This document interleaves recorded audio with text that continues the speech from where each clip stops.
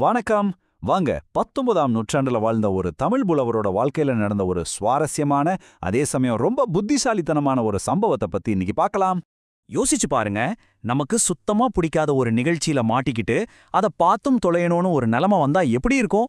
நம்மள நிறைய பேருக்கு இந்த அனுபவம் இருக்கும் இல்லையா? சரி, நம்ம கதையோட நாயகனுக்கும் இதே மாதிரி ஒரு தர்ம சங்கடமான நிலைமை தான் வருது. ஆனா அவர் அதை எப்படி சமாளிச்சாருங்கிறது தான் இங்க ஹைலைட்டே.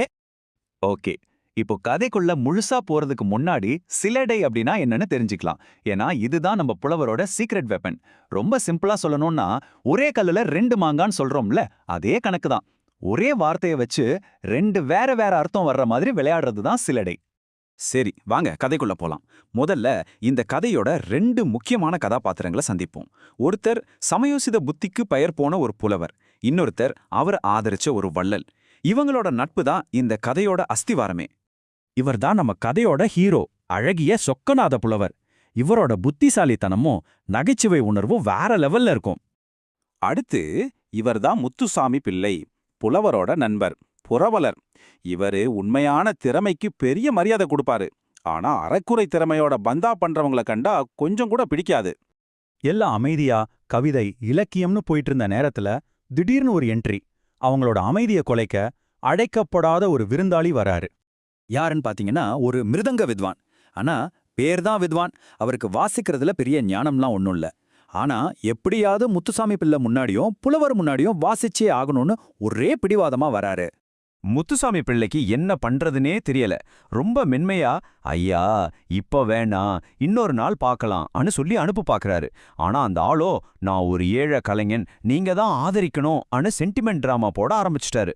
சரி, வேற வழியே இல்லாம பிள்ளை சரின்னு தலையாட்டிடுறாரு. ஆனா நம்ம புலவர் இதையெல்லாம் ஒரு குறும்பு சிரிப்போட வேடிக்கை மட்டும் பார்த்துட்டு இருக்காரு. அப்போ முத்துசாமி பிள்ளைக்கு பொறுமை போயிடுச்சு. புலவர் காது கிட்ட போய், உமக்கு என்ன சிரிப்பு? இன்னும் கொஞ்ச நேரத்துல விறகு கட்டையால பாறையில அடிக்கிற மாதிரி இவன் மிருதங்கத்தை போட்டு அடிக்க போறான், என் காது என்ன ஆகுறது அப்படின்னு மெதுவா புலம்புறாரு.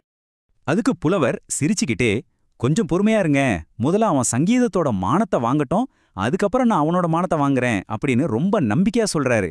அப்படி என்னதான் திட்டம் வச்சிருந்தாரு நம்ம புலவர்? புலவர் சொன்ன மாதிரியே அந்த மிருதங்க வித்வான் வாசிக்க ஆரம்பிக்கிறாரு. அப்பப்பா, அதுக்கு பேரு சங்கீதம் இல்ல, ஒரு விதமான சங்கடம். அது எப்படி இருந்துச்சுன்னு கேக்குறீங்களா? அத வாசிப்புன்னு சொல்லவே முடியாது. தனக்கு பிடிக்காத ஒரு எதிரியோட முதுகுல ஒரு முரடன் ஓங்கி ஓங்கி குத்துற மாதிரி இருந்துச்சு. தாளம் இல்ல, சுருதி இல்ல, ஒண்ணுமே இல்ல. அந்த மிருதங்கமே எழுந்து வந்து, ஐயா என்னை விட்டுடுங்கன்னு கெஞ்சிற அளவுக்கு அந்த வாசிப்பு அவ்வளோ கொடுமையா இருந்துச்சு. இந்த இசைச்சித்திரவதை நடந்துட்டு இருக்கும்போது முத்துசாமி பிள்ளையோட வயல்ல வேலை செஞ்ச சில பெண்கள் தங்களோட கூலி நெல்லை வாங்கறதுக்காக கையில கூடையோட அங்க வராங்க. இதான் நம்ம புலவரோட திட்டத்துக்கு சரியான நேரம். அந்த பெண்கள் கூட்டத்தை பார்த்ததும் மிருதங்க வித்வான் வாசிப்ப நிறுத்துறாரு. இப்போ புலவர் தன்னோட ஆட்டத்தை ஆரம்பிக்கிறாரு. ரொம்ப இயல்பாவே அந்த வித்வான் கிட்ட, ஐயா இவங்க நெல் வாங்க வரல, இங்க யாரோ சாணி தட்டுற சத்தம் கேட்டுச்சு, அதான் வரட்டி பொறுக்கிட்டு போகலான்னு கூடையோட வந்திருக்காங்க அப்படின்னு சொல்றாரு. இங்க தட்டுதல்ங்கிற ஒரு வார்த்தைக்கு 2 அர்த்தம் இருக்கு பாத்தீங்களா? மிருதங்கத்தை தட்டுறதுன்னு சொல்லலாம், மாட்டுச்சாணத்தை வரட்டிக்காக தட்டுறதுன்னு சொல்லலாம். இதுதான் சிலேடை. புகழ்ற மாதிரி பேசி ஆனா உண்மையில கலாச்சு விடுறது. பாருங்க, ஒரே ஒரு வரி அந்த இடத்தோட மொத்த சூழலையுமே மாத்திடுச்சு. அந்த நையாண்டியோட விளைவு எப்படி இருந்துச்சுன்னு பார்க்கலாம் வாங்க. அந்த வித்வானோட முகம் சுருங்கி போச்சு. அவமானத்துல தலை குனிஞ்சு நின்னுட்டாரு.